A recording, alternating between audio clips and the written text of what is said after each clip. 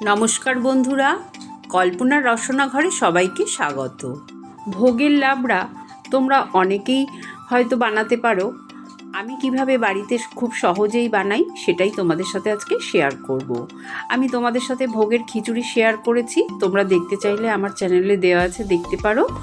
আর ভোগের লাবড়া বানানোর জন্য আমি এখানে কিছু সবজি নিয়েছি: আলু, কুমড়ো, বেগুন, ঝিঙে, পটল, বরবটি, কাঁচকলা, মিষ্টি আলু, কয়েকটা কাঁচা লঙ্কা, আর নিয়েছি কয়েকটা বড়ি।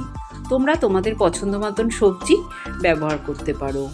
গ্যাস অন করে আমি সর্ষের তেল গরম করতে দিলাম।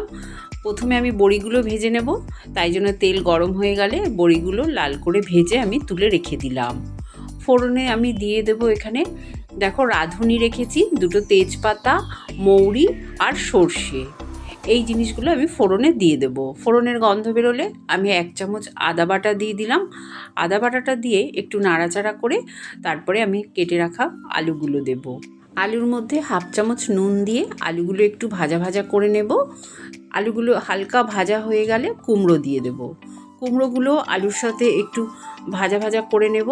তারপরে এতে দিয়ে দেব মিষ্টি আলু আর কাঁচকলা। এই সবজিগুলো আমি ভেজে নেব।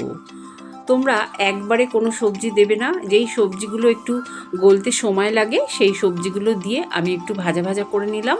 তারপরে ঝিঙে, বেগুন, পটল, বরবটি, কয়েকটা চেরা কাঁচা লঙ্কা দিয়ে দিলাম।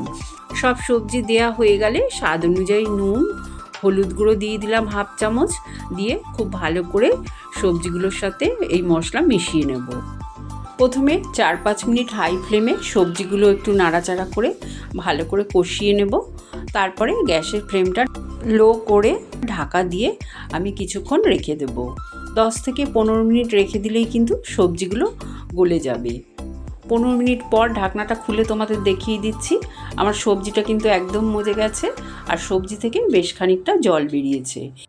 লাবড়ার তরকারিতে কিন্তু এক্সট্রা আমার আর জল দিতে হলো না। সবজি থেকে যে জল বেরিয়েছে তাতেই আমার সবজিগুলো বেশ ভালো সেদ্ধ হয়ে গেছে। তারপরে আমি ভেজে রাখা বড়িগুলো দিয়ে দিলাম, আর একটা নারকেলের অর্ধেকটা কুড়িয়ে রেখেছিলাম, নারকেল কোড়াটাও দিয়ে দিলাম। তোমরা অবশ্যই নারকেল কোড়া দেওয়ার চেষ্টা করবে, তাহলে দেখবে লাবড়ার স্বাদটা কিন্তু দ্বিগুণ বেড়ে যাবে। এরপরে আমি 1 চামচ চিনি দিয়ে দিলাম। যেহেতু অনেকটা সবজি পড়েছে, একটু চিনি না দিলে কিন্তু লাবড়ার স্বাদটা ভালো হবে না। চিনিটা তোমরা তোমাদের পছন্দ মতন দেবে। আমার লাবড়াটা একদম রেডি হয়ে গেছে। নামানোর আগে আমি দিয়ে দিলাম 1 চামচ ভাজা জিরের গুঁড়ো আর 2 চামচ মতন ঘি দিয়ে দিলাম।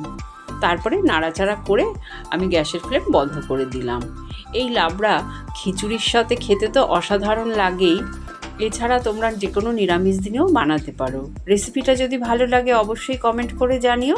চ্যানেলটাকে লাইক, শেয়ার করো, আর নতুন বন্ধু হয়ে থাকলে সাবস্ক্রাইব করো। সুস্থ থেকো, ভালো থেকো। ধন্যবাদ।